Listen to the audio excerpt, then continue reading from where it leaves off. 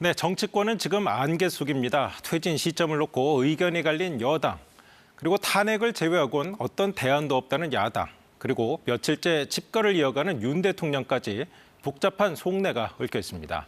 정치부 김준호 기자 나와 있습니다. 네, 김 기자 어서 오십시오. 자, 앞서 우리 대통령실 취재 기자들이 전해를 줬어요. 그 대통령이 탄핵을 수용할 가능성도 있다고 하는데 어떻습니까?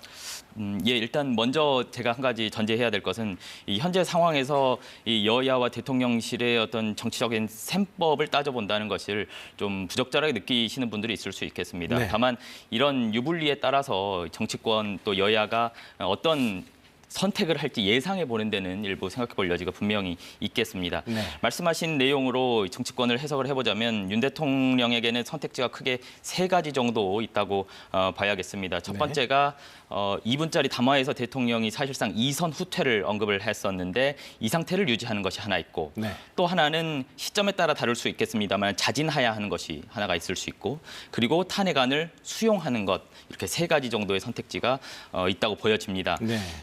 그런데 이 이선 후퇴 상태를 유지하는 것, 첫 번째 안은 현재 이 민심의 흐름에 비춰볼 때 사실상 어렵지 않겠냐라는 평가가 있고요. 그러면 돌아가는 상황이 좀 어려워 보입니다. 그렇습니다. 그러면 이제 자진하야가 가능하겠느냐? 이 자진하야를 할 경우에는 현재 이제 본인을 향한 내란죄 수사에 대해서 민간인 신분으로 수사를 받아야 하고 재판을 치러야 할 겁니다. 국회가 요구하는 또 특검인 일반 특검이 있고 또 상설 특검도 있거든요. 이런 일에 국정조사도 있기 때문에 대통령이라는 헌법상 지위가 어쩌면 필요할 수도 있다라는 해석이 있습니다. 대통령 입장에서는 국회 탄핵안 가결을 수용을 해서 차라리 헌법재판소 심리에서 다퉈보겠다는 생각을 할 수 있습니다. 탄핵안이 가결되면 헌법재판소가 180일 그러니까 6개월 안에 결론을 내야 하는데요. 이 시간 동안에 충분히 이 변론 기회를 갖기 위해서 탄핵안을 수용하는 것으로 입장을 정할 가능성이 있습니다. 현재 헌법재판관의 이 공석 3자리가 있는데 이것이 채워지는 것만 해도 인사청문회 일정 등을 감안하면 최소 연말은 되어야 가능합니다. 그렇기 때문에 뭐 공교롭게도 이 야권에서 주장하는 즉각 탄핵이라는 주장과 이 대통령실의 입장이 어쩌면 교집합이 생길 가능성도 배제할 수 없다는 상황이 듭니다. 네, 어떤 측면에선 참 아이러니한 상황이 됐습니다. 그런데 이렇게 되면 진짜 정말 여당은 더 복잡해진 것 같습니다. 여당 속내는 어떻습니까? 말씀하신 대로 어쩌면 지금 현 시점에서 가장 어려운 위치에 놓인 건 국민의힘 대표인 한동훈 대표라는 이 해석이 나옵니다. 한 대표의 입장이 난처한 것은 지금까지의 미묘한 입장 변화를 보는 것만으로도 느껴지는데요.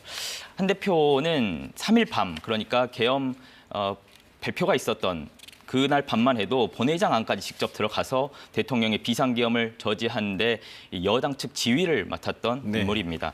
그런데 한 대표가 지난 5일에는 이 탄핵이 통과되지 않도록 노력하겠다라고 했다가 또 그 다음 날엔 정치인 체포 시도를 거론을 하면서 조속한 대통령 직무집행 정지가 필요하다라고 했습니다. 입장이 계속 바뀌었죠. 그렇습니다. 그런 상황에서 대통령 조기 퇴진 필요성을 언급하면서 그 이후로 혼란 최소화를 들고 나오기까지 했습니다. 그러니까 한 대표 입장에서 뭐 생각을 해보면 조속한 대통령의 직무 배제는 필요하지만 막상 이 대통령 탄핵안에 찬성을 하자니 당 지지층의 반발 역시 만만치는 않았던 것으로 보입니다. 그렇다고 이 대통령 직위가 유지된 채로 이 여당 지원 속에 한덕수 총리 중심으로 국정 운영을 하는 방안은 야당이 또 강하게 반대를 하고 있습니다.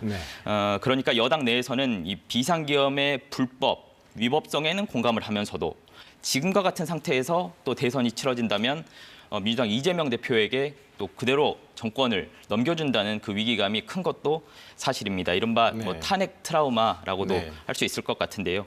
그래서 결국 내년 2월 또는 3월에 하야 하도록 하겠다. 이 두 가지 로드맵을 국민의힘에서 로드맵으로 결정하는 데까지 이르지 않았냐 이런 생각이 듭니다.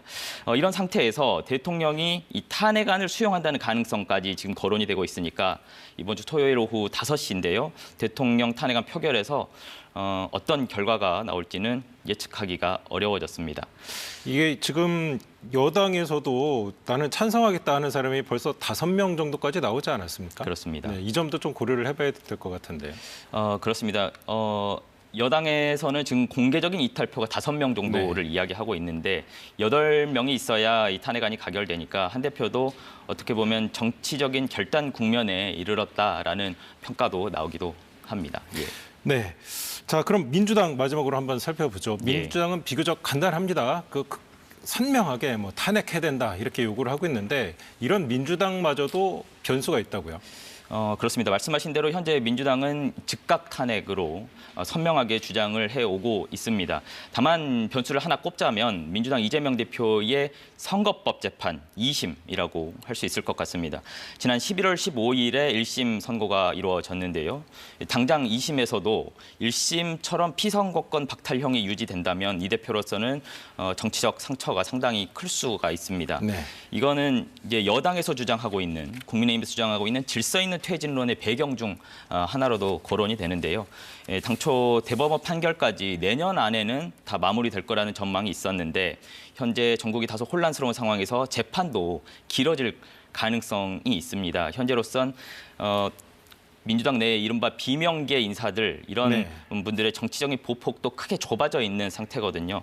그래서 이 선거법 재판 단 하나만이 현재 민주당에서는 변수 또 초점이 될 것으로 보입니다. 네, 알겠습니다. 김준호 기자 잘 들었습니다.